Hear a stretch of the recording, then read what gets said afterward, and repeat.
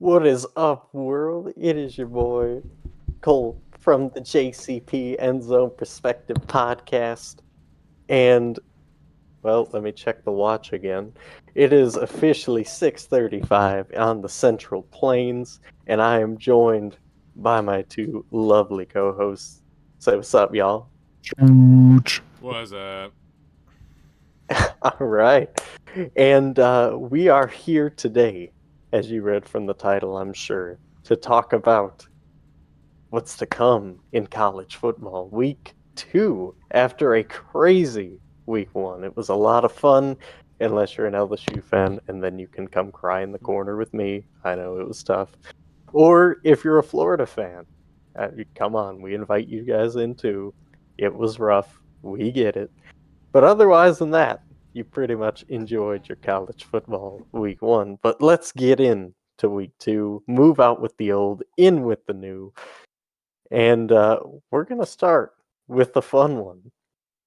The Illinois Fighting Illini come into town and take on the Jayhawks from Kansas. And these two teams, they had a pretty good showing week 1. Illinois in a struggle to the death, so to speak, with Toledo barely pulling that one out. And then Kansas, on the other hand, let's just say they impressed. They didn't necessarily play the greatest team, but they won 48-17 against Missouri State. Chooch, lead us off with this one. Where you going and why? I'm going to take Kansas on this one simply because I like how explosive the offense can be. Yes, Illinois played a better team last week in Toledo, but Kansas made the most of their opener.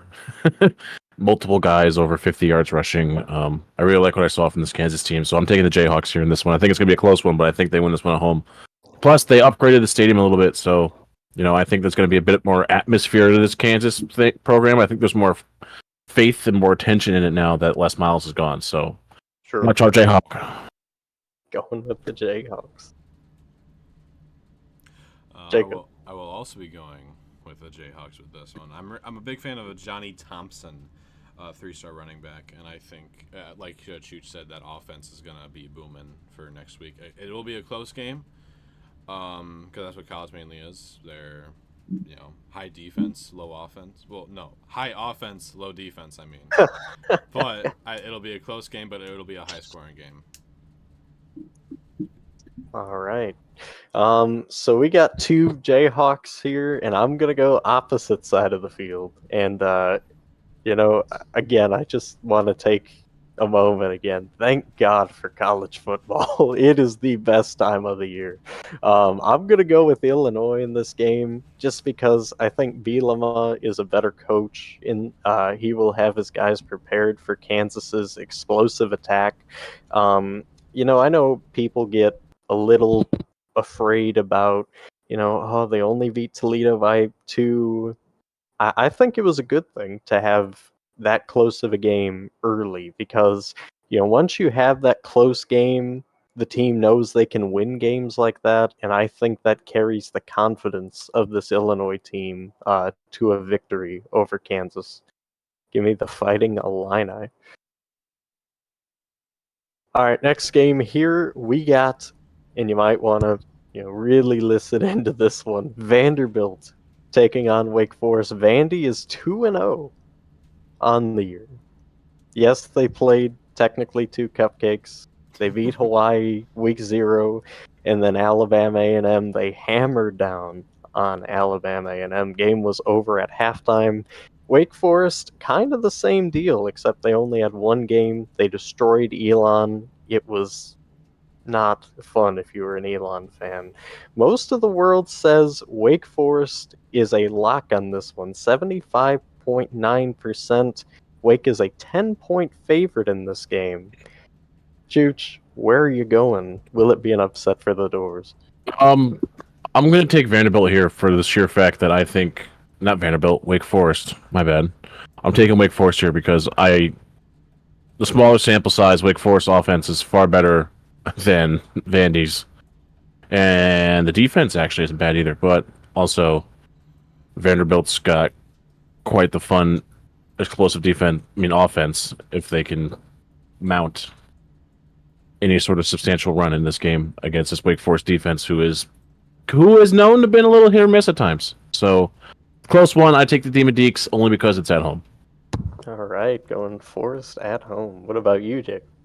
I'm actually going for Vandy on this one, just because I think their whole team in general, almost every position, is just this well-rounded depth at almost every position they have. They have good safeties, good linebackers, good running backs. I just think this Vanderbilt team can outmatch um, Wake Forest by a lot. All right, going with Vandy. I'm also going with Vandy. I really like what Swan has done there, the starting quarterback at Vandy. His stats already are impressive. 452 yards, 5 touchdowns, 1 interception. He's been very safe with the ball. And the only thing that scares me for Vanderbilt, they really haven't been well balanced. It's been mainly a passing attack. So I would like to see the run game get going. But I think this is a game where you're watching and it's a nail biter. Every play matters, but it comes down to one specific thing that, separates at the end, maybe a turnover, maybe a late field goal. Vandy in this one, but very close.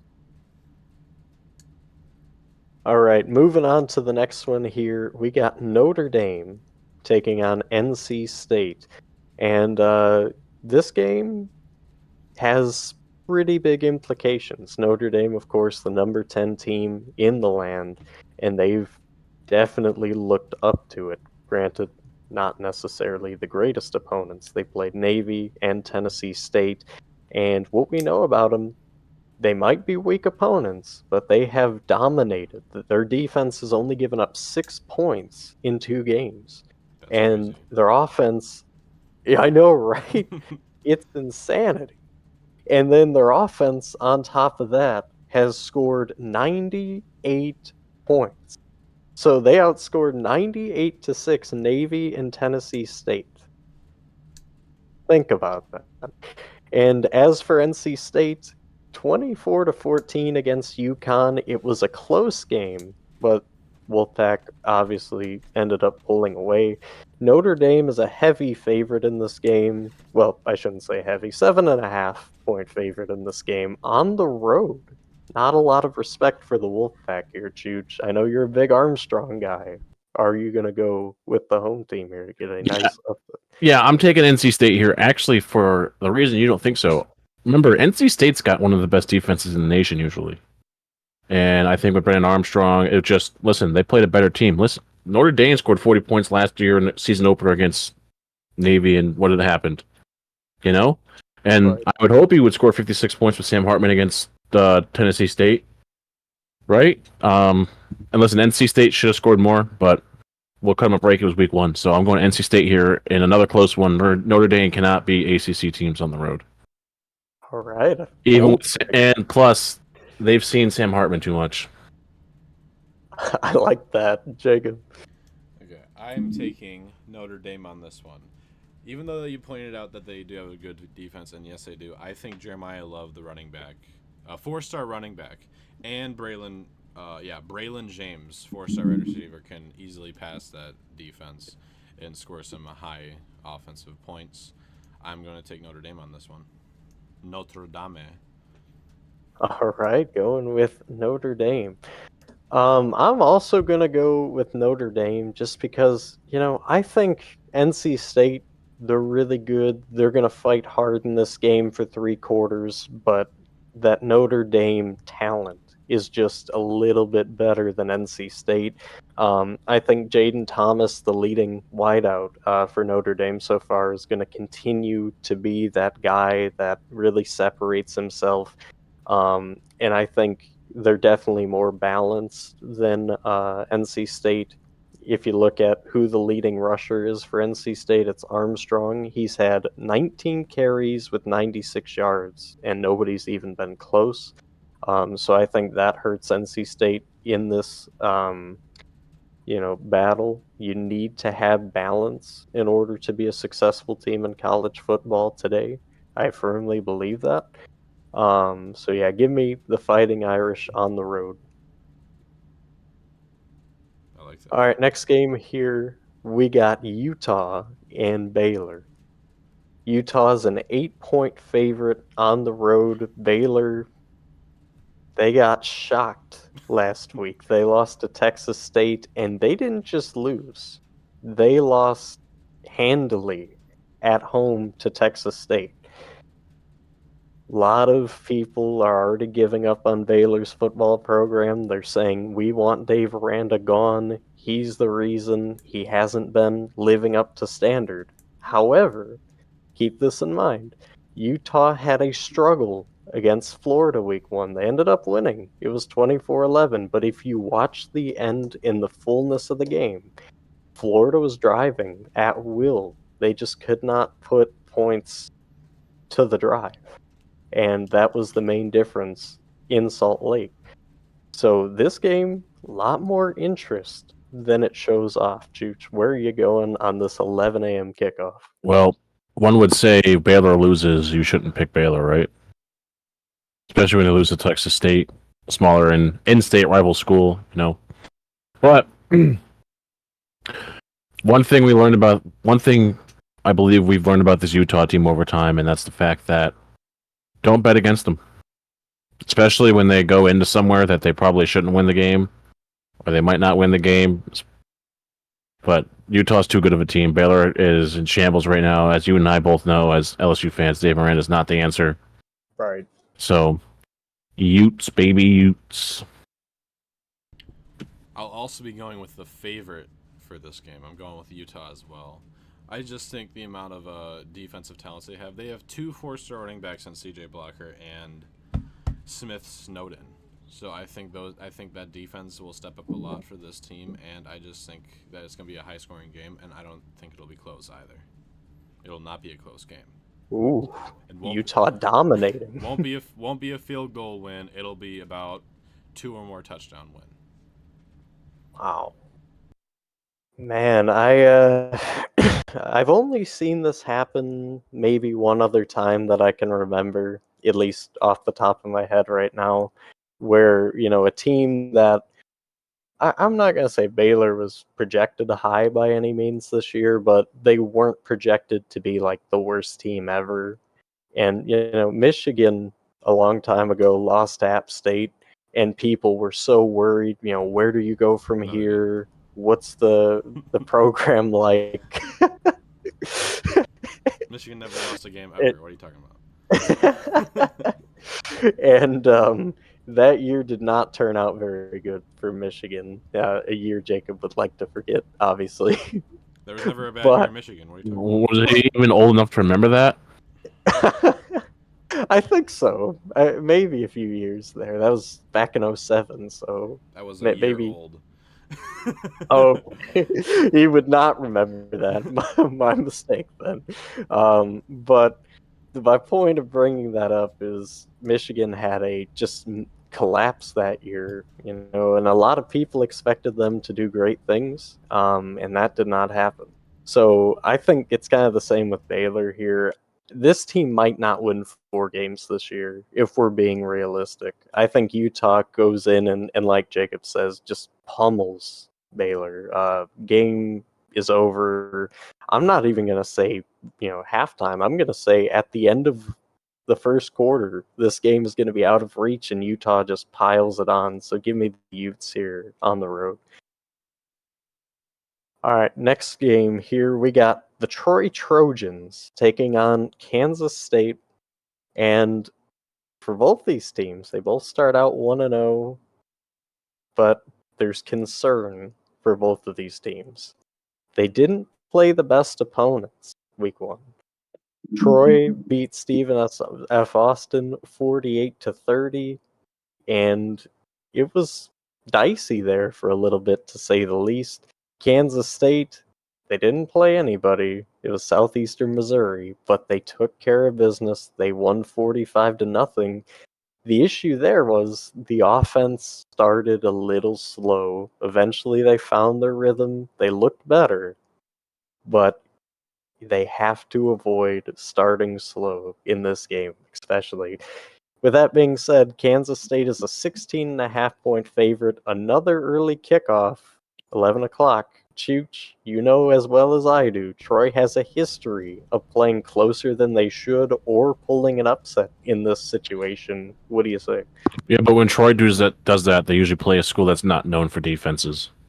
Chooch, does your camera need glasses right now? I don't know what's going on with it, but I don't know. I'll fix it in a second.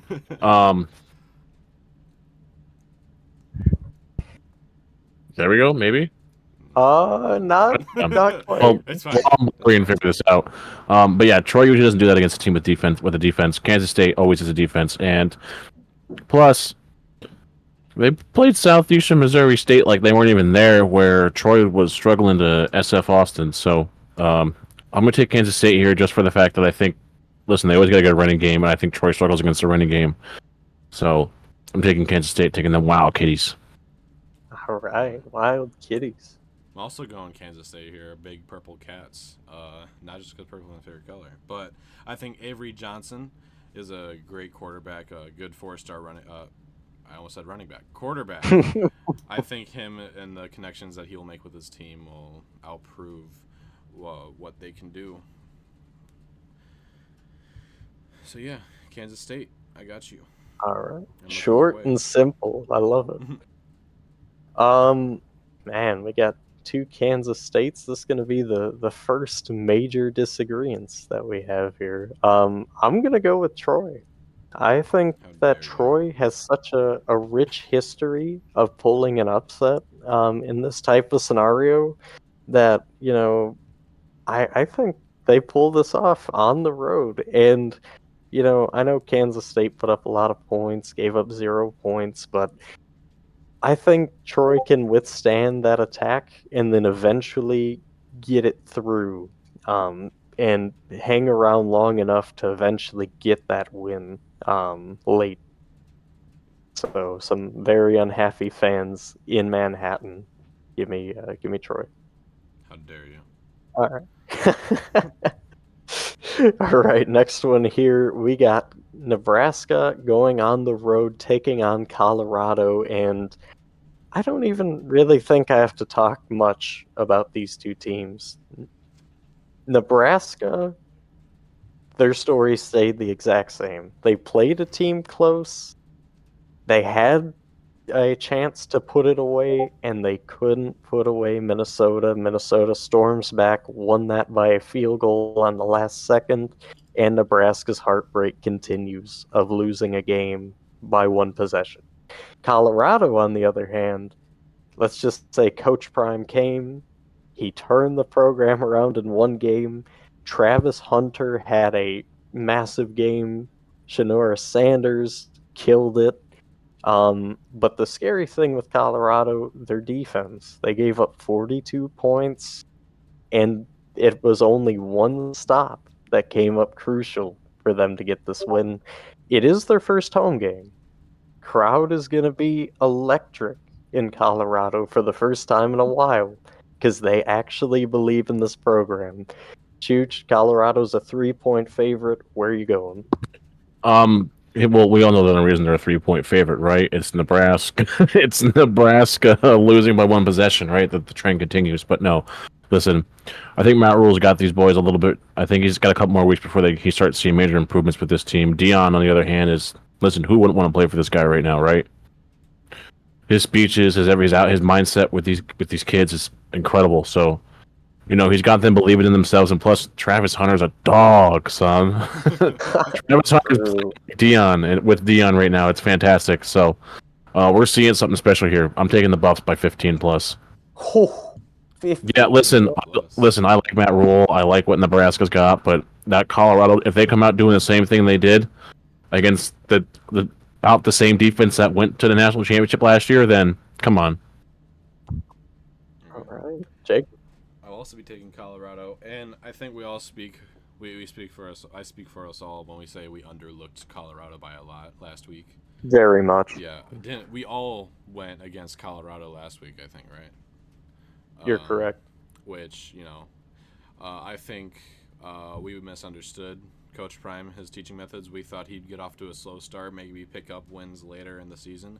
But from last week, I'm determined that they could maybe even go fully undefeated.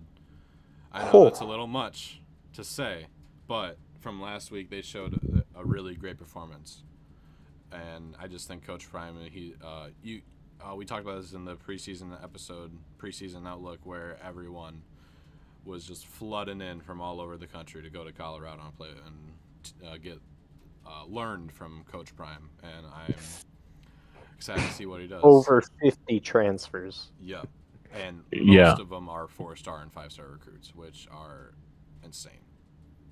Yeah, and not to mention he's got, I think, the largest roster in the FBS since the early 2000s, with 83 players on the squad. Yeah. No kidding. I think he's only got one guy from the team last year on the team. I think it's one or 5, three. if I remember It's not. It's literally, you can count on one hand, I'm pretty sure, how many guys he's got from last year's team on this team. It feels like a full reset. Like it just. Yeah, and it's crazy to see that the full reset, as of right now, looks like it's working. But I mean, also like Jacob just said, we completely overlooked Colorado last year. We underestimated Dion. We knew he was good, but last year. last week. Last week, sorry. I'm jumping the gun already, guys. Sorry. But yeah, Oh, Coach Prime for man. the win in week 2, and sorry for overlooking you, Coach Prime. I want to make a dear apology from the bottom. Yeah, we know you keep receipts. So we're sorry. It's insane. All All right. right, 4-star running backs out. All right, put in the 5-star one. Let him have a go at it. The depth they have is ridiculous. All right, so I'm gonna be the comeback to reality pick here. I'm sorry, folks. Listen, I like Colorado. I love what Deion Sanders has done. I mean, beating the national championship runner-up is absolutely amazing. I'm gonna go Nebraska in this game.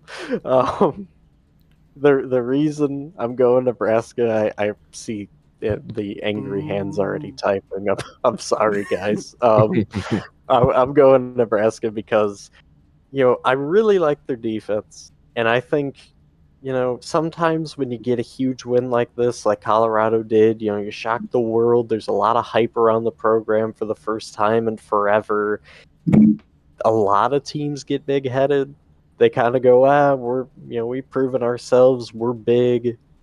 I kind of think that's what happens with Colorado here. I think they're overlooking Nebraska, and I think Nebraska shows up. They play really good defense. They keep the game close, and Nebraska finally has the curse reversed, and they win on a last play ordeal. So, give me the Huskers. I'm sorry, folks. I know the hatred's coming. You're off the show. 2 strikes. 3 strikes. You're out.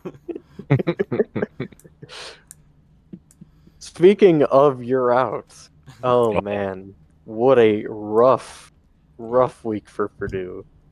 They played Fresno State and lost on a heartbreaking last drive. All they had to do was score, which pretty much was what they were doing all game. So then their offense shut off, they made some dumb plays, and Fresno State sealed it late.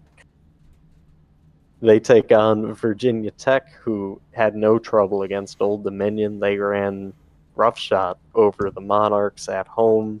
They looked pretty good. Vegas thinks so too. Vegas says Virginia Tech a 3-point favorite at home. The main story of this game, Hudson Card was pretty good for Purdue. Can he keep it up?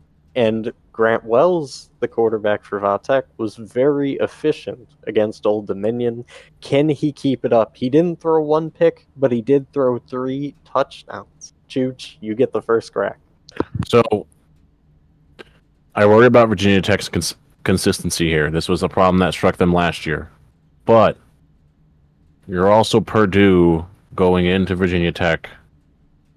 This isn't a home game against Fresno. This is a very hostile place to play, arguably one of the most hostile in the ACC. And when that Enter Sandman hits, you better believe these Hokies and these backwoods folks are going to be ready waiting for you. Watch out for them crazy turkeys taking the Hokies here. All right, Vatek. I will also take Virginia Tech. Virginia Tech. I got two players I'm excited to look forward to. Four-star wide receiver Chance Fitzgerald. When the ball is thrown to him, there is no chance that it will not be called. So I'm excited to see how he performs. And, I love my defensive lineman, James Jeanette. I'm excited to see him, a four-star edge player. Excited to see him, and I'm taking Vatek. I think this will be not a close game. 2 touchdowns Not a or more. close game. Wow. Yeah. Oh man, I'm also gonna go Hokies here because they're at home, and I really think they have a better defense than most people give them credit for. Um, I just think this is one of those games to where it's starting off like a big title fight, right? Trading blows back and forth. But Yeah. eventually, that Vatek defense figures it out, and Grant Wells gets behind center, and he's like, "Time to show out," and then they start slinging it over everybody. So I think Vatek wins this game. I'm gonna go Vatek by 10. Okay. All right, moving on to the first SEC talking point of the show. The Ole Miss Rebels go into Tulane. And you might be thinking to yourself, especially if you haven't watched in a few years, you're going, wait, this is a game you guys are talking about? Yes. The clock has changed. The times are different. Tulane is actually good at football. I know, it's mind No. blowing. So, yeah, they're looking to make a statement. They already did last year in the bowl game against SC. They've shown that they can hang with high-octane offenses. With that being said, though, Ole Miss, they're pretty good. Jackson Dart, 4 touchdowns last week, no interceptions. He was very efficient. Judkins, still one of the best running backs in the league. 13 carries, 60 yards, 2 touchdowns. But Tulane's not bad in their own right. Sorry, my throat just clogged for no reason. Michael Pratt You did is the that. story of. You did that from just saying Tulane is doing pretty good right now. Is this the sign? Is this the sign? Michael Pratt is the story over there. 4 touchdowns, 294 yards, and he has been accurate. He only missed 1 throw last week against South Alabama, and both these teams, they trounced their opponents. Ole Miss dropped 73 on Mercer, Tulane 37 on South Alabama. I know it looks a little bit different from 73 all the way to 37, but still respectively in their own games they have looked really good. Chooch, where are you going? Most people expect it to be a high shootout. I don't. So, yes and no. I expect it to be, but also I don't expect it to be. I expect both teams' defenses to show up. Yes, I know I said Ole Miss and defense in the same sentence. Lane So, Kiffin has a headache. Lane Kiffin aneurysm intensifies. But no, I'm gonna take Ole Miss here. Jackson Dart. I got a weird feeling on this one that Ole Miss is gonna find a way to edge this one out in the quirky ways that Lane Kiffin likes to win games. And I mean, I can't not say enough about Judkins. The kid's a stud. But that Tulane quarterback Pratt could keep him in this game. So Rebs on a close one. Rocking with Mississippi. I'm taking Tulane, but I'm agreeing that's going to be a close one. I think the defense in the fourth quarter, late in the fourth quarter, maybe like 5 minutes left, we'll figure out what they're doing. They have a solid defense. I don't think good enough to stop them right away. But I like Kevin Adams. He's a safety from their 3-star safety. So I think the defense will figure out what they're doing and say, okay, we need to stop. We're tied game right now. Let's get a pick. Let's get a fumble. Let's get anything, a punt, anything. And then we'll stall at the clock as long as possible, run the ball, kick a field goal, game over. Tulane takes it. All right, going with the green wave. I'm also going to go with the green wave too. Tulane wins this game over Ole Miss, and I mean, Jacob, he did it again. I was gonna say it's got to be the defense one time gets a stop over Ole Miss, and that's good enough for them to end up winning this game. But on a thing too, Tulane's coach, if he wins this game, don't expect him to be at Tulane anymore. There's going to be a lot of conferences that are calling him up and being like, "So you're pretty good at this coaching thing. You want to come to a big name school?" Michigan State. And yeah, Michigan's. Well, if they could get out of Mel Tucker, that's a whole nother conversation. Florida. If they can get out of Napier, we do what they did. LSU did with Coach O. That's true. Hell, even Ray Charles could see that, brother. But yeah, I think Tulane wins, and I think Pratt is a huge part of this game. Just he's gonna keep this team in, and then eventually the defense is gonna go, okay, we're sorry we didn't show up for like the whole game, but we got you on this one, and they end up winning this one. Plus, it's at Tulane, so that always helps. Home field advantage in Tulane. All right, next one here, James Madison and Virginia. This battle seems closer than the game would permit. JMU's a 6-point favorite in this game, and they were victorious last week, and they looked pretty good. It was just Bucknell, but it was dominant. They won 38-3. Virginia, on the other hand, they probably don't want to talk about it. Let's just say good old Rocky Top destroyed their defense, as many thought they would. Joe Milton had a field day against Virginia. It was like that kid that gets that ice cream and he just like destroys it in 3 bites. Yeah, that was Tennessee. So you see that? Not a lot of.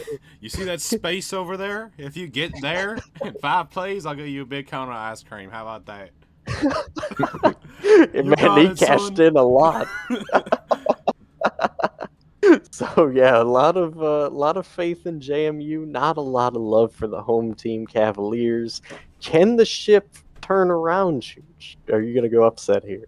No, I still think Virginia's dealing with some stuff, and James Madison is an exceptionally athletic football team. This is just 2 years removed from a national championship, so in the FCS level, and listen, I think this game's close. I think Virginia kind of has a little bit of momentum going in, a little bit of, hey, we played Tennessee, we got a trick up our sleeve. And JMU's like, guess what? We're just better coach, better everything. Dukes over the Cavs in this one. All right. Also taking JMU for this one. Player I'm looking out for, Treville Mullins, forced cornerback. I think he's gonna step up for the defense. In this game, maybe I'm gonna call it. He's gonna get at least 1 interception and 5 tackles.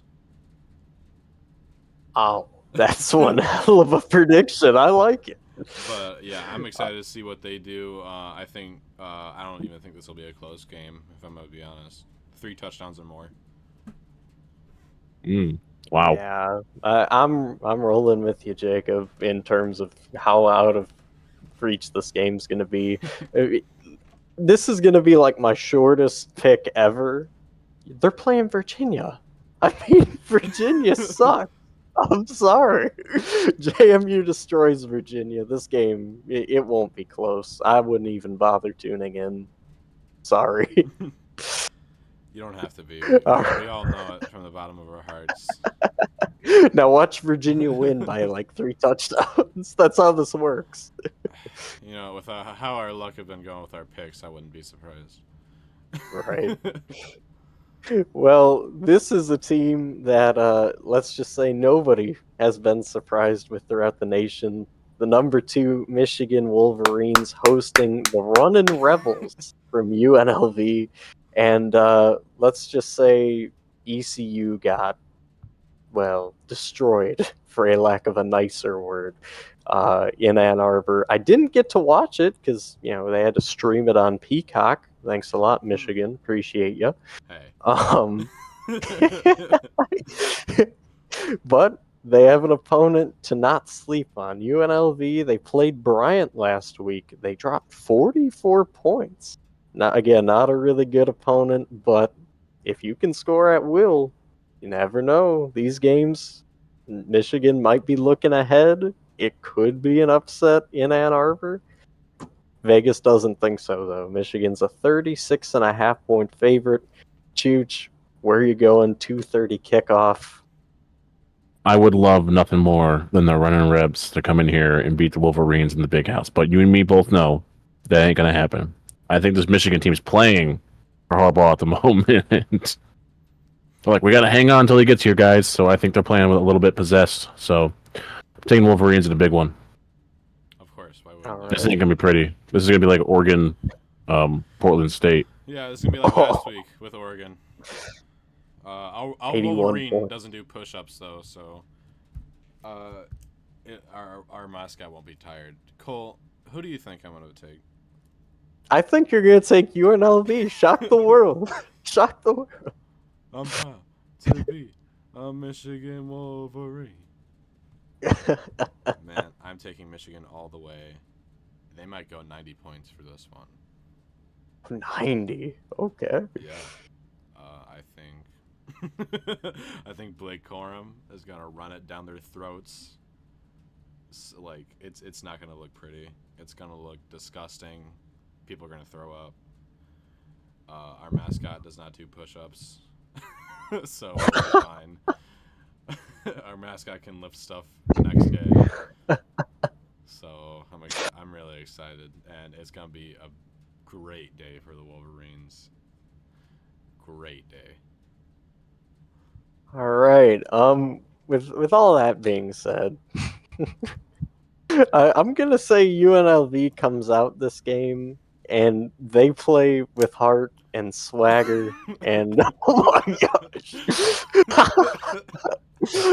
You think I play around? They're great in their conference.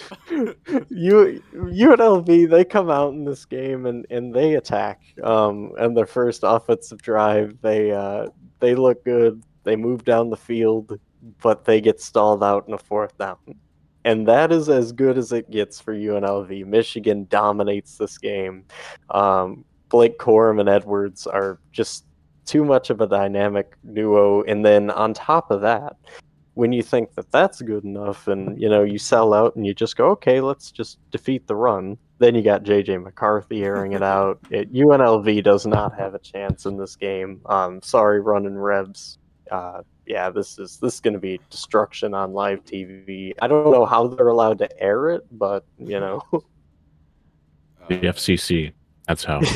That's right. All right, moving on to the next game. Our entire team should be executed after tonight. After UNLV gives 90 points up. That's the UNLV coach to his team. He's like, well, I'm done with this. This is disgraceful. He might even retire. Maybe our entire team needs to be executed after tonight. Yes. So real. All right, moving on to a rematch from last year. Texas A&M goes on the road into Miami, and let's just say the stakes have not changed for this game over a whole year.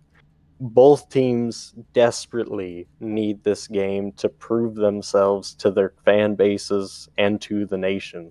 Texas A&M ultimately a 4.5-point favorite on the road, and they got good reason behind it. Connor Wigman looked incredible last week, building strong off of last year when he finally got the chance. He looked pretty good. His opponent, Tyler Van Dyke, who he had an okay game. I mean, he threw for 301 yards. That's pretty mid. And he had one touchdown and one interception, so not a whole lot in that compartment. But yard-wise, it was pretty good over Miami of Ohio. Many people would say this is the battle of the two teams who say we're back the most. Winner gets the most back. Church, where are you rolling with this one here in the late 2:30 kickoff? Listen, I really like what Texas A&M has put together over there. I think they had a good week of practice, and I'm really going to take Miami on this one. They got this really great offense. Van Dyke's fantastic. Parrish has been a great running back for them. But at the end of the day, Wigman's going to lead this Texas A&M team to a victory. Jimbo's got it. Aggies. Going 8-4. All right. I will be taking Texas with this one. And main reason, I love my edge guys. Isaiah Crawford, I'm sure I praised him in previous episodes. I think he will run through Miami's O-line. Just tackle that quarterback.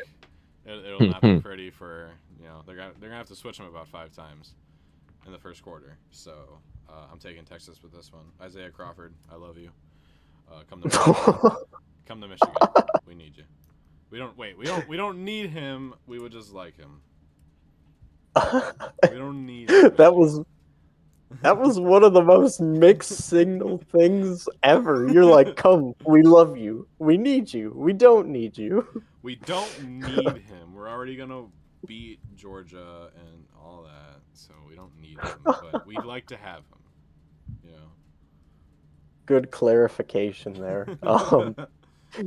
Man, and also I just want to bring out how many fans Jacob just triggered by saying Texas. This is Texas A&M, not Texas. Oh, That- sorry. They hate each other. Sorry. Okay. Texas All right, A&M, so who cares? Hurricane fans, we need to have a heart-to-heart right now, okay? Everybody just Bring it stare in. intently at my logo, because I don't have the face cam yet still. We're trying to get that figured out. We will eventually. Just bring it in. We need to talk. Yes, bring it in. I told y'all that Cristobal is not a good coach. All right, he sucks. Let's just throw it out there. He is one of the most overhyped coaches in the country. I told y'all this last week. I did pick Miami to win last week because it was Miami of Ohio. You're not going to beat Texas A&M. It's not going to happen. This game is going to be a dominating Texas A&M victory. Jimbo Fisher and Bobby Petrino together, they're going to drop at least 60 points. That's my bold prediction for this game. 60 points over Miami at your home, and you're just going to hate it. You're going to hate every moment of this game. I beg you, don't even watch the game. Just as a matter of fact, if you got something better to do on Saturday, just don't tune in. Please don't waste your time. Just watch Yeah. your NFL football team. Yeah, watch the Dolphins. They're pretty decent. But yeah, I'm sorry, Miami fans. This needed to be talked about. This is your warning now. Don't say I didn't warn you. Texas A&M dominates Miami. Dominates. All right, moving on to the next one here after the cryptic message. We got Western Michigan coming in and taking on Syracuse.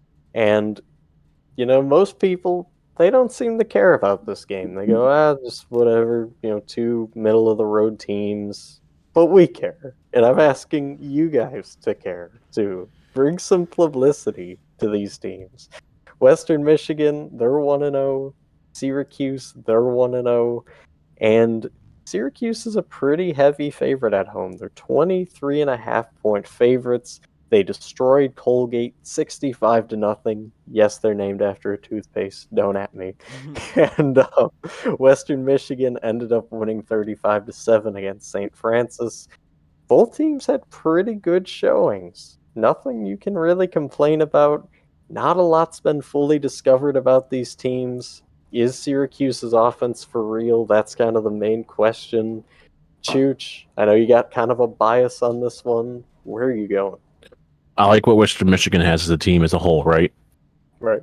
But Syracuse, as of late, is kind of maturing and evolving into this program that they're going to win 7-8 games a year, and they're going to pick off a team that they shouldn't beat later in the season, which hopefully they beat Clemson this year, because, let's be honest, Clemson doesn't look great.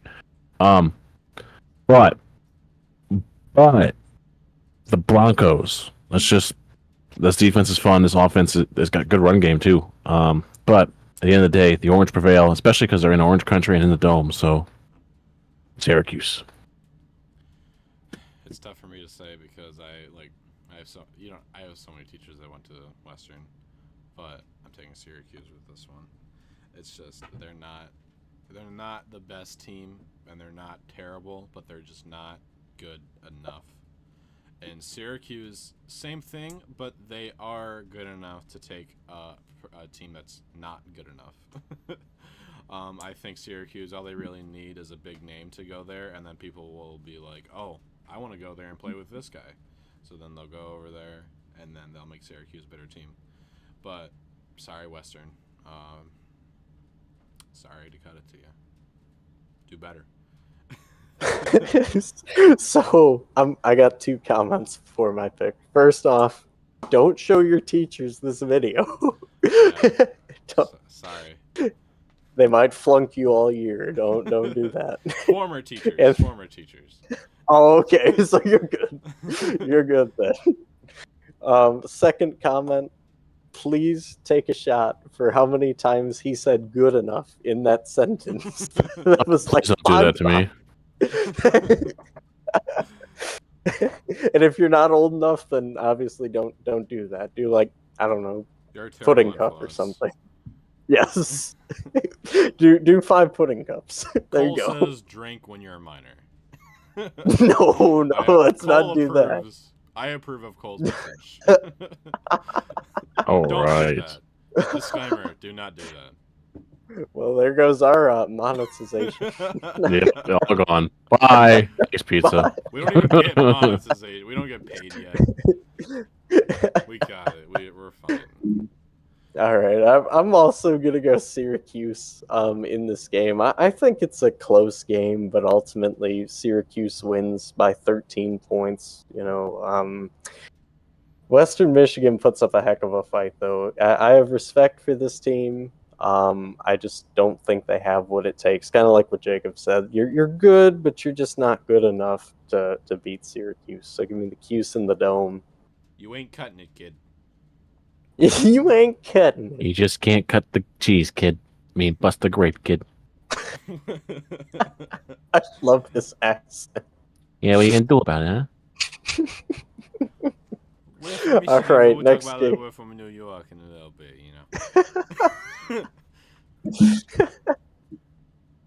All right, next game here. We got Marshall Thundering Herd coming in, taking on the depleted, destroyed Eastern Carolina Pirates. A lot of people they might be swayed off of last week. They're going, we're used to ECU losing games like that, but not in that fashion. We're used to them fighting till the end, maybe losing by, a late touchdown or a touchdown to field goal. We're not used to them getting, beat by a big team by 27 points. That just wasn't right. First off, Michigan, all right? The ECU did nothing to nobody. Relax a little bit. We just gotta put the message out there. That what? You beat an American Conference team by 27 points? Congrats. We ain't nobody mess around with. That's a good point. Marshall, on the other hand, they struggled against Albany. Albany. I'm sorry. They struggled against Albany. They only beat them by 4 points. That's also unfamiliar territory for Marshall. They go, normally you dominate in these type of games. Both these teams in very unfamiliar territory. They're both still pretty good if you look past week 1's baffling performances. Ultimately, Vegas says Marshall's a 3-point favorite in this game. Chooch, where are you going in the battle of these two? Listen, Marshall let Poffenberger throw for like 100-something yards on him last week, and I'm not saying Poffenberger's a bad quarterback, but he's not the greatest. Okay. So that being said, ECU played Michigan and struggled. Obviously, Michigan's got a better defense than Albany does. So I'm going to take ECU here for the simple fact that I think ECU learned a lot more from their first game than Marshall did. So I'm taking the Pirates. How else are we taking the Pirates for this one? Antoine Jackson, 4-star cornerback, players I'm looking out for. I think he'll do pretty good. But I think the main message of why they want to win so bad is because last week, listen, we knew that they were going to lose, right? Okay. Even if most of us. Even if you voted for ECU, even if you voted for ECU, you were like, okay, okay. But I think now they're like, okay, we got clowned on. We want to prove that we're an actual decent team and that we can actually win games. And they're gonna come out there fighting with all their heart and win this game. It'll be close, maybe a field goal, maybe a saving touchdown, but it'll be close nonetheless. All right. So this is a game I struggled with all week because, for a good portion of the week, I thought Marshall, then I thought ECU, then I thought Marshall, and my pick here, I'm going ECU out of faith that they have improved enough since the Michigan game to beat Marshall. Um, that's no knock on Marshall. I know some would because the weird week one, but I have great respect for Marshall. I just think ECU, when they're on, they're on. And if they can get to that level this week, I think most of the nation's gonna go, oh, there they are. It took a week, but they're Yeah. back. And yeah, give me the Pirates here in a very interesting game. I'm not really going to say close. I don't think either offense comes out and really dominates, but I think just ECU outlasts and puts up some points late in this one to get the win. And also, I just feel bad, from how we beat them. I'm like, okay, I'll give you my pick to win. I'll give you a sympathy pick. Yeah. Pity pick. Sorry about last week, but we're cool now. We had to make a message. We're all good though. Yeah, we're all friends here. We're all friends. All right. Speaking of two teams that are not friends, let's flip the script here. The Battle of the Cyhawk comes to an interesting point as Iowa State ended up taking the Cyhawk home last year. Iowa fans were not very happy about that, and they would like it back. But they have to climb a pretty good mountain in order to get the Cyhawk back. Iowa State destroyed Northern Iowa 30-9.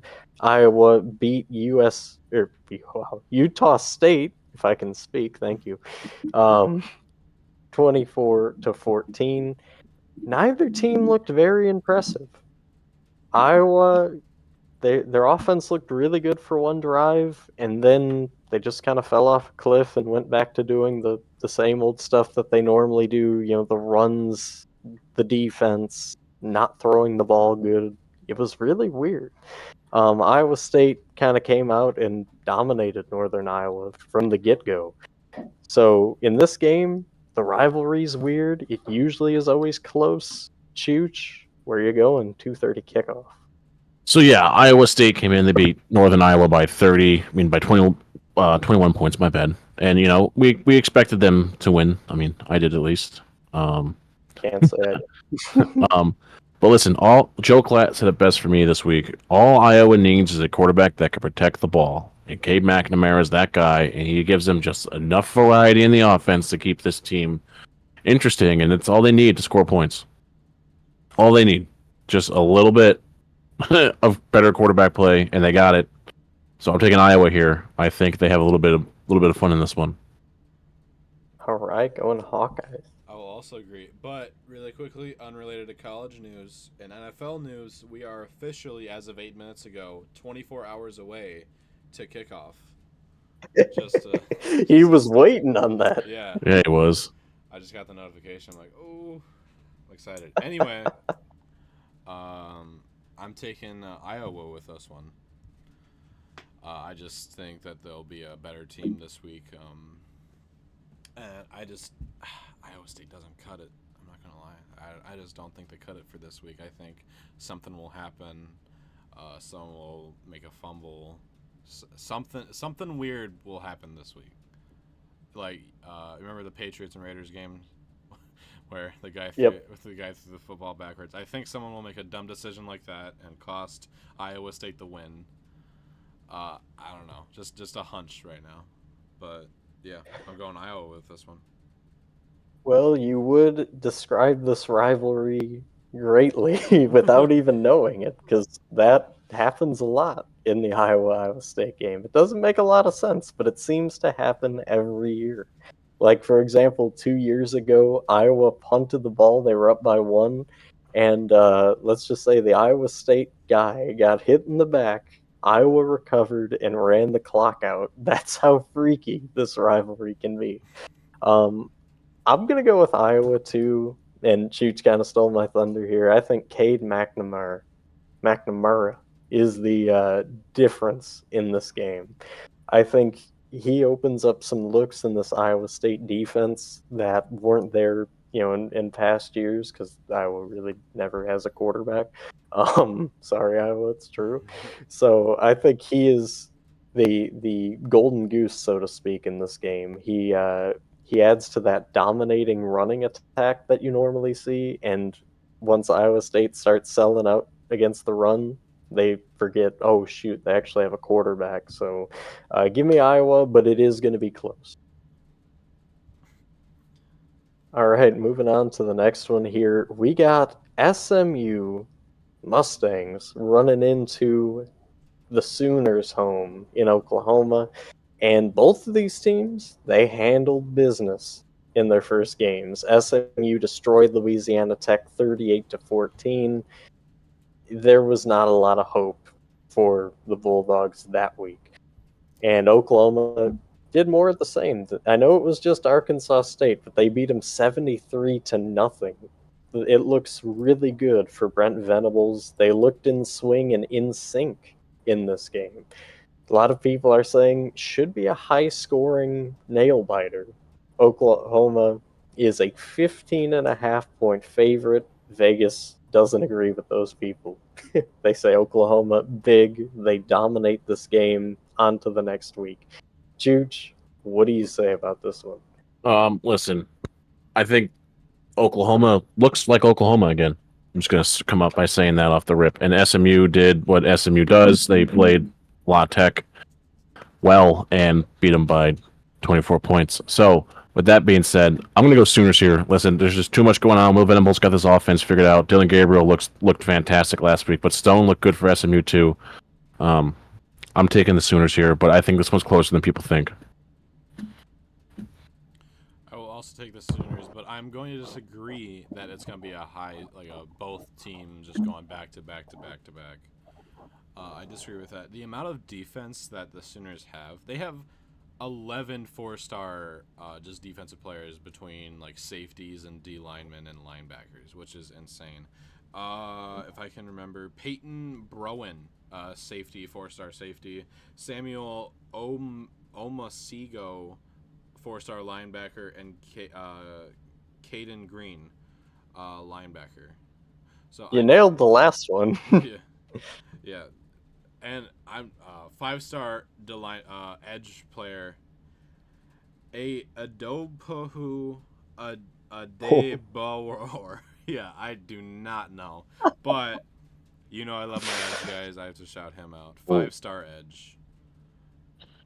I'm not gonna pronounce that name ever again. I'm sorry. But yeah, I'm taking the Sooners with this one. I don't think it's gonna be as high scoring for both teams as people think it is gonna be, but it'll be high scoring for one team nonetheless. Plus, you have a 5-star quarterback for the Sooners, Jackson Arnold. I think. Well, he's not starting. Not the starter, but if they throw him in, it won't be like, oh, it's the backup guy, That's fair. Yeah. Yeah. All right, I'm going Boomer Sooner as well. Oklahoma, I think the biggest difference in this game is Brent Venables. He has brought back, like as Chooch said, he's brought back Oklahoma to being Oklahoma. And most of you, if you're a kid and you just started watching college football, you don't fully get that reference. But Chooch and I know what that means. That's the old school, you look back to Adrian Peterson, the Oklahoma that would be in a national championship game. That Oklahoma. I think they're back to. And I think Brent Venables is the reason. He's done a phenomenal job of bringing that back, bringing back that swagger. And, Dylan Gabriel obviously really good, and I just think that you can't bet against the Sooners, especially them at home in this game. So yeah, give me them. All right, next one here: Appalachian State versus North Carolina. Unfamiliar territory to most teams to be an underdog against a ranked team. Not the case with Appalachian State. They have a history of pulling off games and winning these type of games, especially on the road. Some of you might know that from the Big House, as I mentioned earlier. North Carolina is an 18-point favorite in this game. A lot of disbelief in Appalachian State once again, but this is where they are most dangerous. They could come up, they could strike. However, North Carolina looks pretty good. Drake May was in full form against South Carolina. They ended up winning 31-17. Chooch, it's a little bit of a night game there for North Carolina. 4:15, maybe they overlooked this game a little bit. What do you think? Upset I possible? don't think the Heels overlooked this one after what happened last year. Listen, they did what people didn't think they would do last week, and they won. They won by double digits. And so maybe Carolina's got a defense this year. Who knows? But I think Carolina's offense is a bit much now. Drake May is finally in it. He's comfortable with it. He's comfortable with the people he's got. I'm taking the Heels here, but closer than people expect. Not a bang bang back and forth. Like, I don't know, one of the other games later in the day. I don't know. But it's closer than people expect. Appalachian State keeps it close for a little bit. North Carolina eventually pulls away in the end. I am also going to take North Carolina with this one. 2 4-star D linemen. Man, you just please me all night with the D linemen for these teams. Pause. You know I like D linemen. Anyway, Tyler Thompson and Javon Harvey. Jabron Harvey. God, can't pronounce. Got it eventually. Yeah, I did. But anyway, I think North Carolina comes out with this one, and will it be close? I think so. Maybe a saving touchdown near the end of the game for North Carolina. We'll never know until it happens. That's a good point. My guess is it'll be close. All right. I think North Carolina comes into this game with the swagger, especially after beating South Carolina. I think they score a lot of points early, but I think Appalachian State's ability to never give up in a game and to always just keep swinging makes this game close to the end. But Drake May, I mean, how are you going to pick against Drake May and Mac Brown? They figure out a way down the stretch to put away App State for good. So give me North Carolina, but do not sleep on this Appalachian State team. They're used to this. This is the scenario that their school is made off of. It's going to be close. How do you bet against Drake May? You don't. That's how you don't. You don't. Yeah. You just don't. It's bad for your health. It's bad for your wallet. Don't do it. Yeah, you don't. All right, next game here, we got the UL Lafayette Ragin' Cajuns. First time I'm mentioning this team in what seems like forever, but welcome back, Ragin' Cajun fans.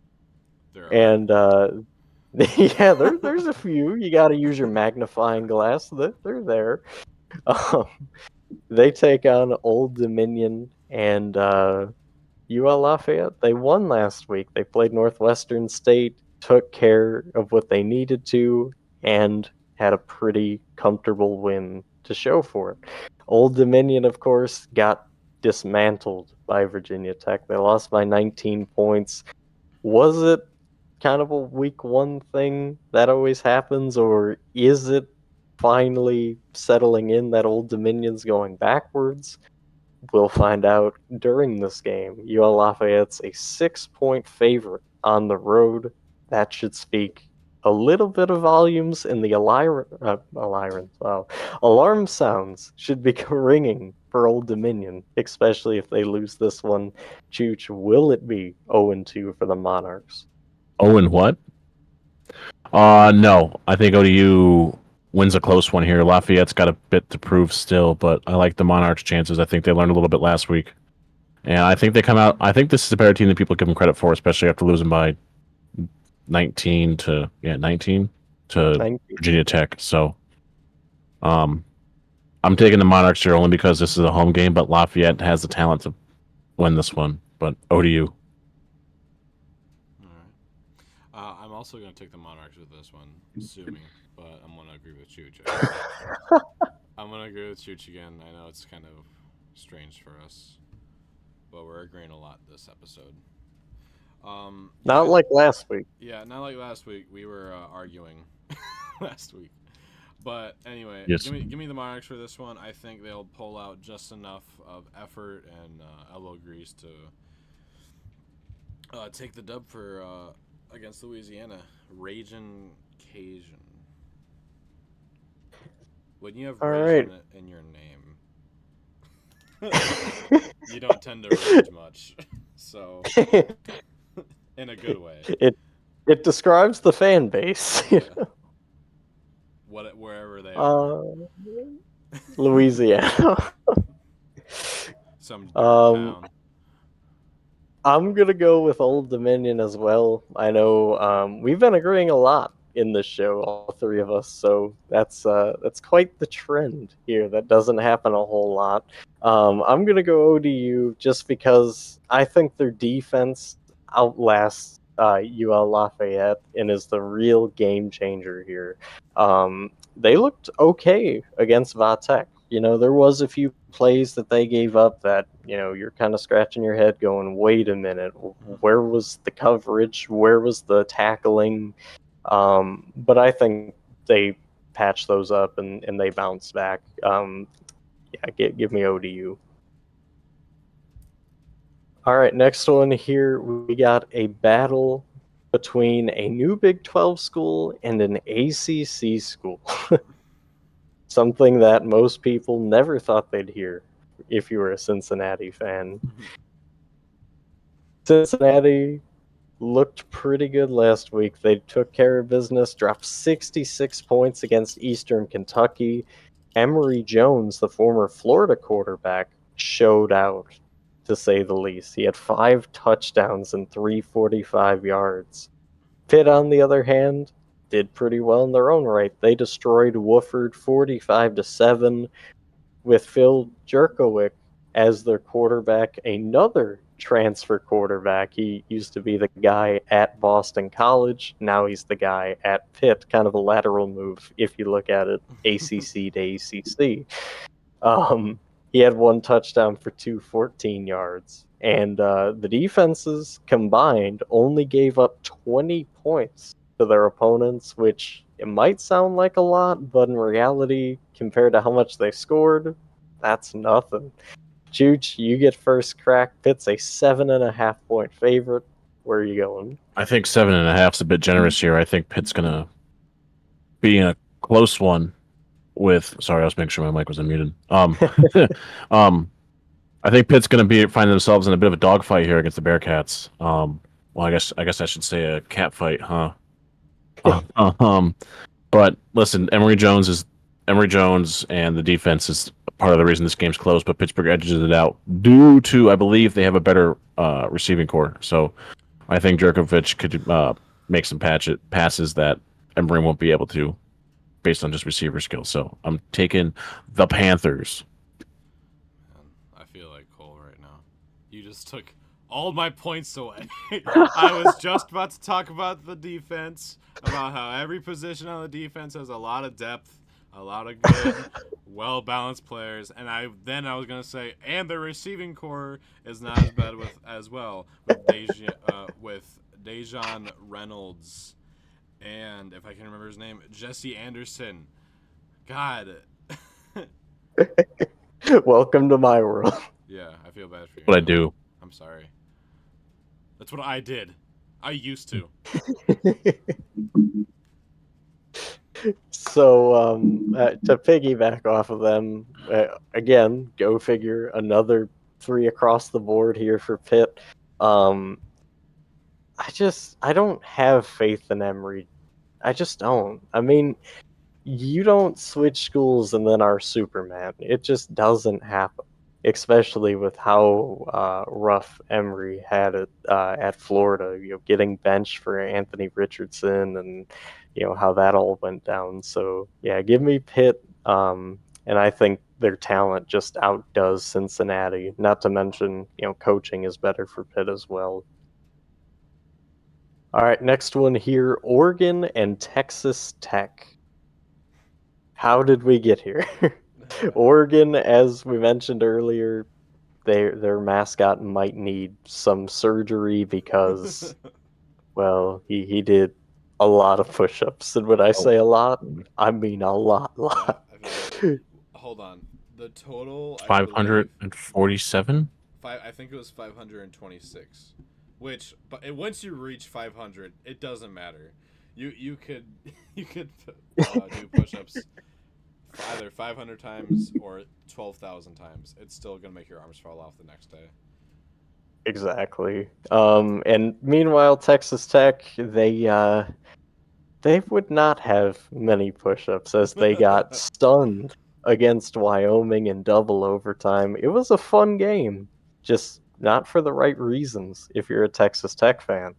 However, I do want this to be known. Texas Tech, they're pretty good after a loss. They don't lose too much back to back. It happens, but it doesn't happen as much as you think it would. Ultimately, Bo Nix is the talking point for the Oregon offense. He was dominant, to say the least, for them, and he's looking to continue that domination against Texas Tech, even if it is on the road.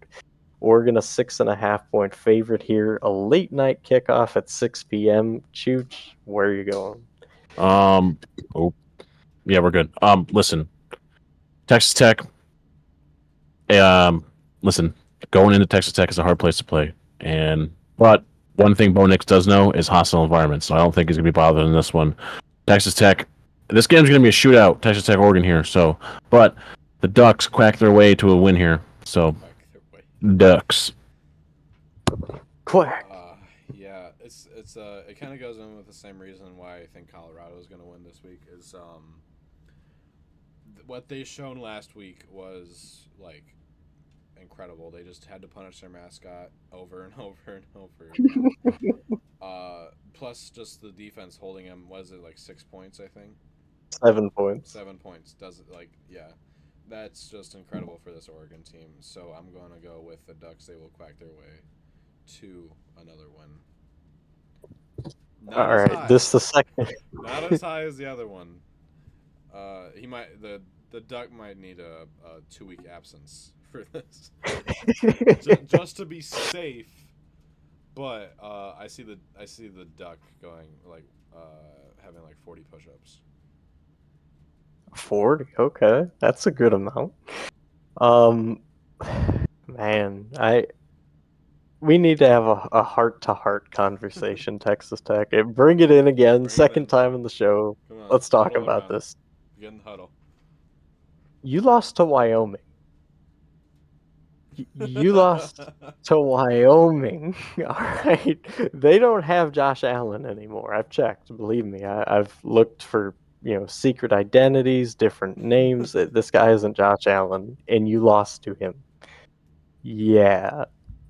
With that being said, sorry, Texas Tech. You might not want to watch this game either. It's not for the same reasons. I don't hate your coach, but like this is going to be ugly. Give me the Ducks and Bo Nix. Huge.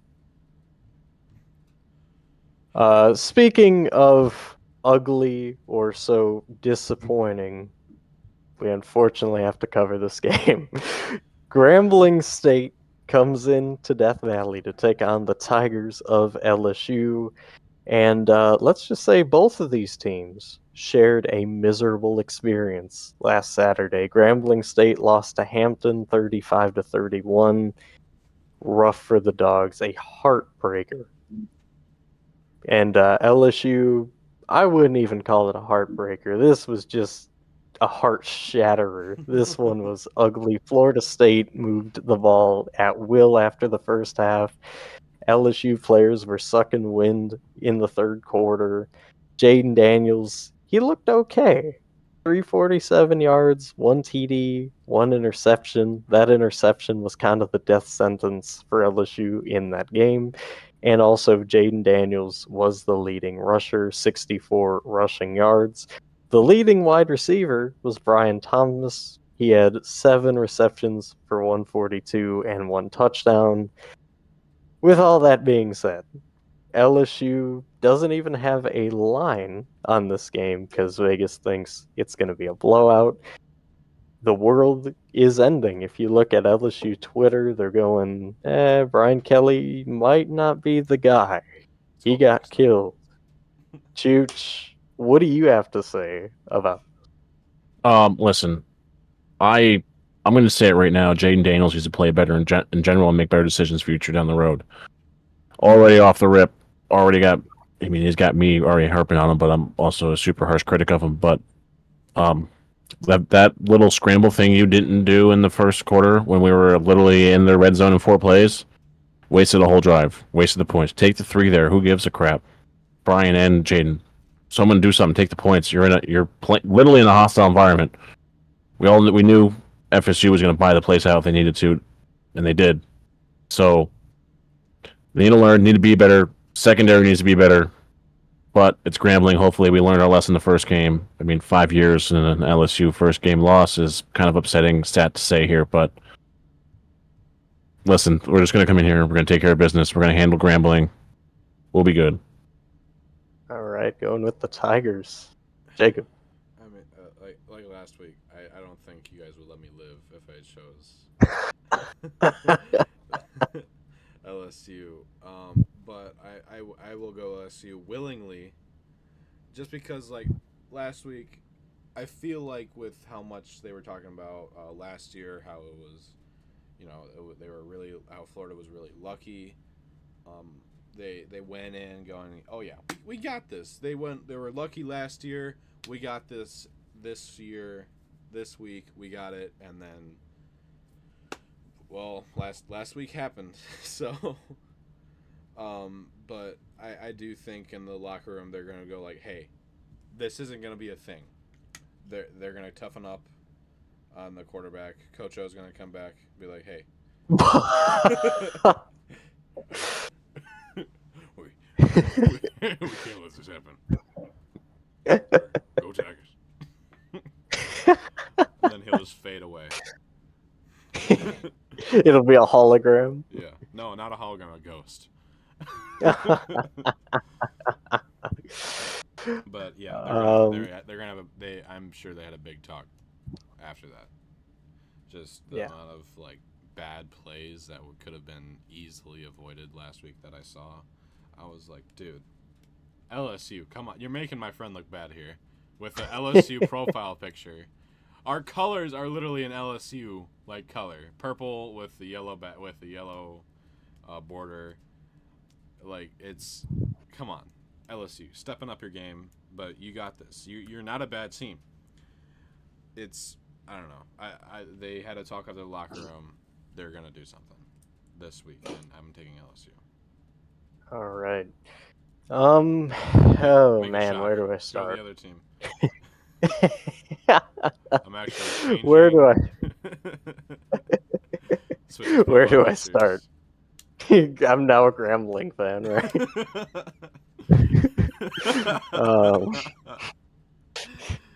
Well, let's get the elephant out of the room here.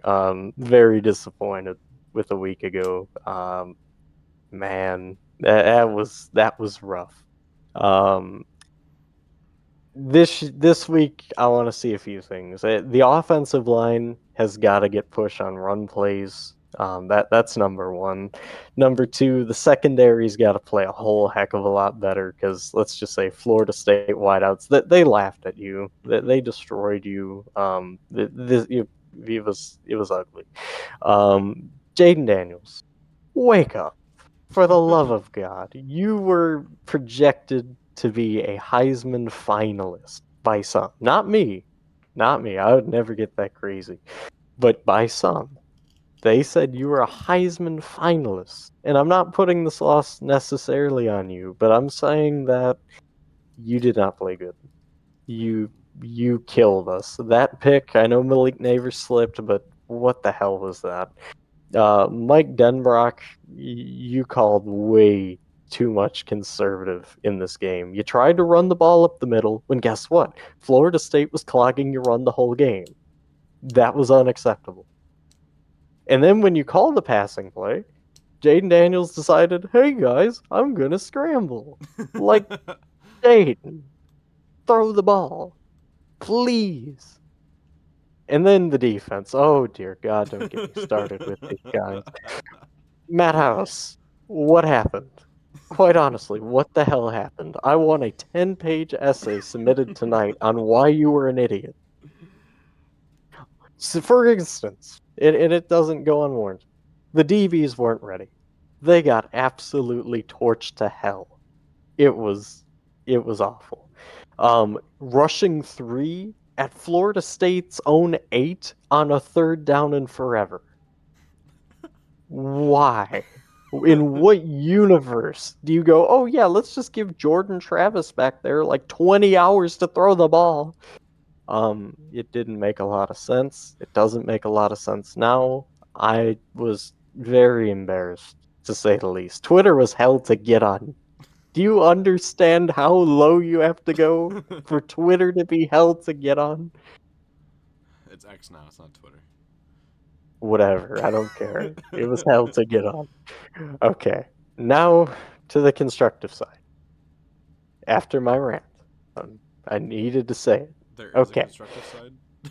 Yes. Defense, you have to get better. Corners, safeties, no more of this whole looking away from the ball to the last second. Get on the wideout and the receiver. Don't tell me you can't do it. You're SEC material, okay? Act like it. D-line, for the love of God, get some push on the quarterback. Mekhi Wingo did. I will credit Mekhi Wingo. He played phenomenal. The rest of you sucked. And all I kept hearing was how good this defense was going to be. Where was it? I didn't see it. I must have, missed my magnifying glass to find your useless talent. Okay, now on the offensive side. There you go. O-line, you have to play better. Jaden Daniels died. Our running game died. Nobody played good. I don't know what happened to this O-line. They looked so good last year, and this year, nothing. You blew up into smoke. Where were you? Wide receiving play, honestly, you guys, you get a pass. For the most part, you played pretty good. I mean, I honestly was not very upset with our wideouts. If anything, I was more mad at Jaden Daniels underthrowing the dang ball. But that's another story for another time. Tigers win. They rebound. The world didn't end. We still got football to play. Brian Kelly, get your guys ready. Matt House, quit being an idiot. And Mike Denbrock, quit being so conservative. Tigers win big in a big bounce back. Please prove me right. I think, yeah. Okay. I think you emphasized That the point that I made of Oh, we're ready now? Sorry. Yeah. Holy shit, we could have done 3 games in that one. Right. All right, moving on to the next game here. We got Arizona and Mississippi State. Speaking of, LSU on the last, this is their next opponent, Mississippi State. Mississippi State is a 9-point favorite at home. They won this game pretty convincingly a year ago. Will Rogers, with that Mike Leach offense, destroyed Arizona a year ago. However, tragically, the tables turned a little bit. Mike Leach, unfortunately, is no longer with us. God rest his soul. But Will Rogers is still here. This offense still has life. They still have some explosive guys, and the running game was shockingly the talking point. Marks had an incredible day. He had over 100 yards, which hasn't happened in Miss State for like 3 years. So that's a pretty impressive feat for them. Arizona, nobody's really giving them a chance. They're saying, it's typical Arizona. They'll cry, they'll lose under the lights. It is a 6:30 kickoff. They're not really good at night games. Chooch, will they break the streak and finally get a win over Miss State here, or will it be a Miss State domination? I think Arizona's better than people can give them credit for because they actually beat Northern Arizona this year. But you're walking into Mississippi State. The Bulldogs are going to have a field day over this Wildcat team. This Bulldog defense is going to be impressive, I think. And I'm taking Miss State. I will also take Miss State. Put me in the group that doesn't have much faith in Arizona. I think Miss State is going to wipe them. Just wipe them out. Wipe them out of the earth. College is going to burn down. Just wait. Oh, wait, what? All right, the team will burn down. The team will go up in flames. That's not a threat. Don't think I threatened a college. People have done crazier. All right, how about this? The spirit of the school will burn in flames. Okay, there you go. But yeah, take Mississippi State with this one. All right, I'm also gonna go Mississippi State. I think Will Rogers and Marks are the big stories here. Not to mention the physical Mississippi State defense. I don't think they're great per se, but I do think they're good enough to beat Arizona. So yeah, give me Mississippi State at home. All right, next game here. Jacksonville State takes on Coastal Carolina. Coastal Carolina, a 14.5-point favorite. Not a lot of love for Jayville State, despite being 2-0, mind you. They beat UTEP when everybody doubted them, and then last week they beat Eastern Tennessee State, which most people kind of saw that happening. Coastal Carolina, they struggled on the road against UCLA to really find a groove. They only put up 13 points when their offense was highly touted to do something. With all that being said, Grayson McCall was kind of the only guy putting up a major fight in that game. He had a pretty good game. Everybody else, not so much. Coastal Carolina's out for revenge in this game.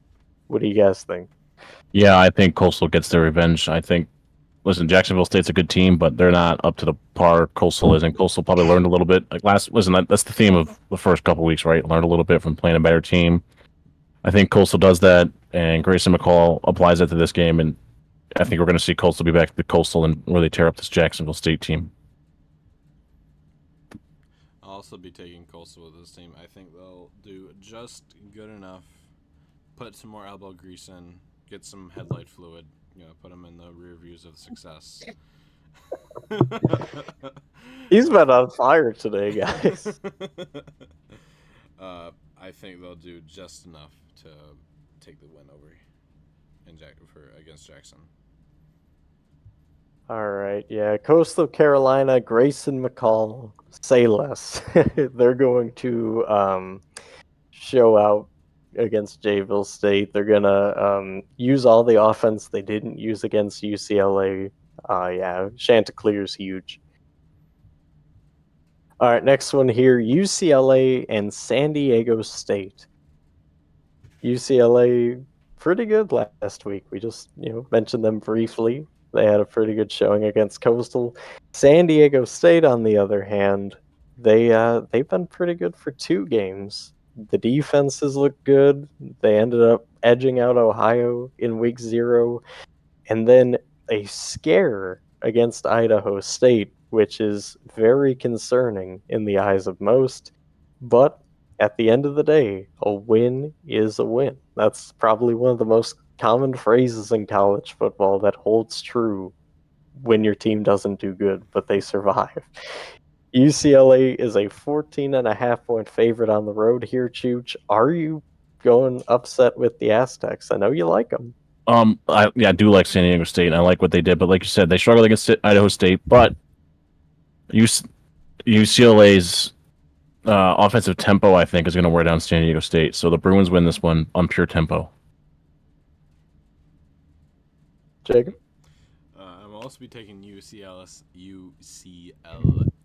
Who? UCLSU? Who is that? Who did he pick? UCLA. Because I have to say stuff slowly, or else you guys will make fun of me for the 3 week. I do it too, Yes. so I don't blame you. But yeah, I think South. I think Aztecs are lacking a bit in the positions that are kind of important, like for defensive side. So I think UCLA will win this. All right, to quote Jacob, UCLA, they win this game. And like Cheech was saying, this quick offense is just too much for San Diego State. I think San Diego State hangs tough for a little bit, but ultimately Chip Kelly and that upbeat tempo is just way too much for San Diego State. Give me the Bruins. All right, next one here, Stanford at USC. Caleb Williams making a strong statement for Heisman, and strong might even be an understatement at that. 36 for 49, 597 yards, 9 touchdowns. He's been destructive, to say the least, and nobody has really had an answer for him. Stanford, on the other hand, starting their season off right. They beat Hawaii 37-24. Not the most eye-opening victory, but it is a victory. They were on a huge 4-game losing streak last year. So to start off with a win, even against Hawaii, is good. And not to mention, they do have a history of pulling out a win when they are least expected to do so. Ultimately, USC is a 29-point favorite. Chooch, where are you going? Listen, I would love nothing more than Stanford to pull off their typical upsets that no one expects them to do now against USC, but we all know they're going to save it for Oregon. Let's just be honest here. That's their thing. And USC, just Lincoln Riley, unless Lincoln Riley's defense doesn't show up, which is completely possible. It's Lincoln Riley and, well, it's just Lincoln Riley. So, but Caleb Williams is too good, and I don't think he's going to let that happen. Or we could see Tulane again. So, I'm going USC here, though. I don't see Stanford keeping up. Not this early in the season. Yeah, I feel like a Chiefs fan when I just give the whole win, like the reason for a win to quit the quarterback, but Caleb Williams is just that.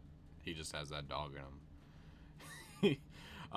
We all knew the expectations. He knew the expectations of him coming into the season, and then in week 1 he was like, "All right, I'll show you the expectations," and then put on an amazing performance. Like Cole said, 9 touchdowns, 9. I know in college that's like, it's not like it's not average, but it's still crazy impressive.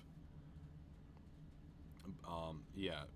USC, 100%. Yeah, no Not shock close. here. Not close. Not close. No shock here. USC absolutely takes care of business. At Stanford, you've been a poverty program, except for like one win against somebody every year. This isn't the one win. USC is too good. This offense, they're gonna show out. They're gonna drop at least 80. So yeah, this game's not a contest. Yeah, All right, next one here. Revenge on the mind for Wisconsin as they lost to Washington State in Camp Randall last year, but a lot has changed. Now they have Luke Fickell instead of Paul Christ. They have not Graham Mertz as their starting quarterback, but Tanner Mordecai. And they look finally balanced and comfortable despite struggling with Buffalo last week. On the other side of the coin, because there's 2 sides to every coin, it is at Washington State, and they have been on the come up lately. They destroyed Colorado State on the road, 50-24. Ultimately, though, Vegas, they say Wisconsin's a 6-point favorite here, and quite a decent amount of points here. 58.5 is the over-under for this game. Chooch, who do you say wins here in the 6:30 kickoff? I'm going to take Wisconsin here. Listen, Washington State at home. Listen, they got an athletic defense. It's a fun defense to watch play football. The offense is fun too, but at the end of the day, I think Wisconsin's got this murder ball thing down. I mean, I don't know if you watched that whole Buffalo game, but at the end of the game, it just became, listen, you wore out. We're going to do our thing. I know Mordecai had 2 picks, but Buffalo's got a good defense. So I'm taking Whiskey here. I think this one's a fun one to watch. So I'm taking Whiskey, though. I think Fickle's figured some stuff out. I think Mordecai's finally seen everything he needs to. So Badgers.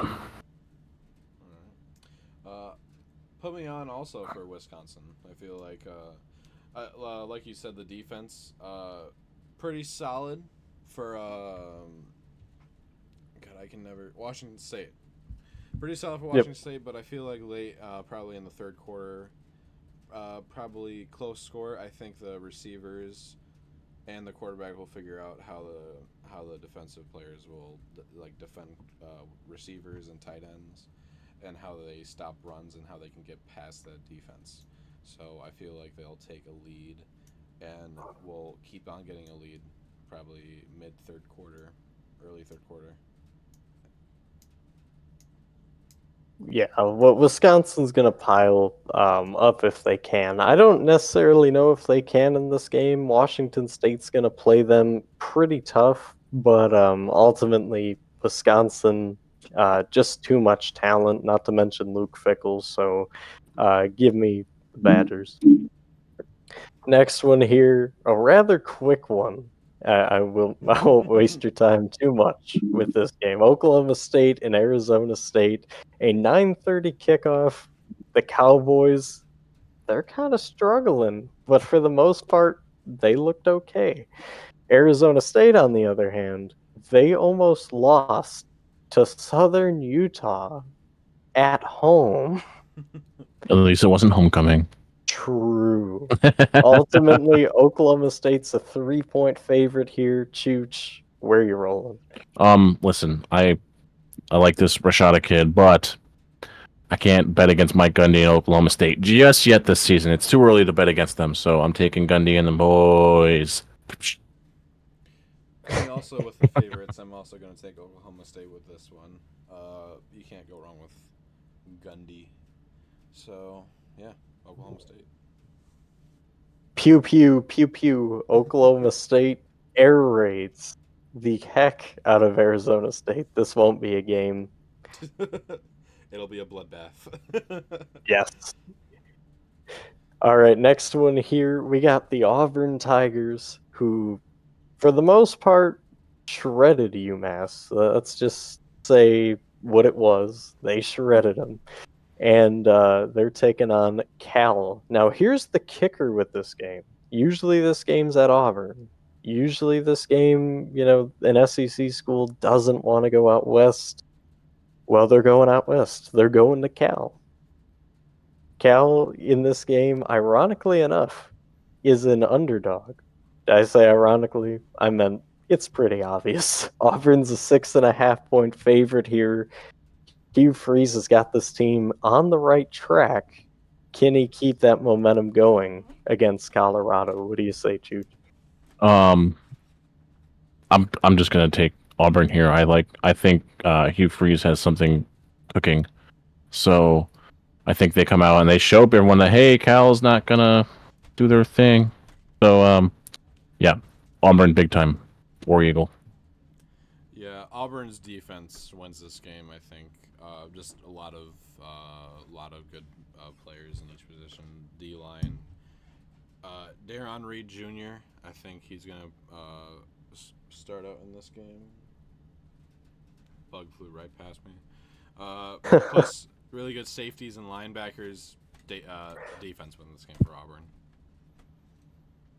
Yeah, good pick, guys. I'm going to Auburn too, just because how could you pick against Hugh Freeze in this game? I mean, I can't, especially not to Cal. Cal is known for sucking. They're gonna go back to sucking. Give me Auburn, the Tiger Eagle thing, whatever they are now. By the way, they have 3 4-star safeties. Wow. Yeah. That's depth right there. That's good. Tyler Scott, Sylvester Smith, and Terrence Love. Finally, multiple names that I can pronounce in a row. No struggling this I love time. Auburn. Well, you might not love them when talking about this team. They hate them, as a matter of fact. The Crimson Tide of Alabama. This is the game everybody was looking forward to this week. The Tide host the Longhorns from Texas. Last year's game, it was fun. Alabama survived this game a year ago. However, the script changed just a little bit. Texas no longer has Bijan Robinson. Alabama no longer has Bryce Young and Will Anderson. The turnover is massive between these two teams. Alabama claimed early in the year they were going to play murder ball. And if you don't know what murder ball is, that means I'm going to sledgehammer your team, run the ball down your throat. We're deeper than you are. We have more depth, and we're going to win games this way. So far, so good. 1-0 against Middle Tennessee State. But don't sleep on this Texas team. They destroyed Rice 37-10, which, I mean, it is just Rice. It doesn't mean a whole lot. But this is a game Texas has been waiting for. Whenever they play an SEC opponent early in the year, it's always close. This is their first road test in this situation. Their first time in Bryant-Denny in a while. And they are looking to right the ship from a year ago. Ultimately, Vegas favorites saying Alabama's a 7-point favorite at home. They got faith in Jalen Milroe against Quinn Ewers.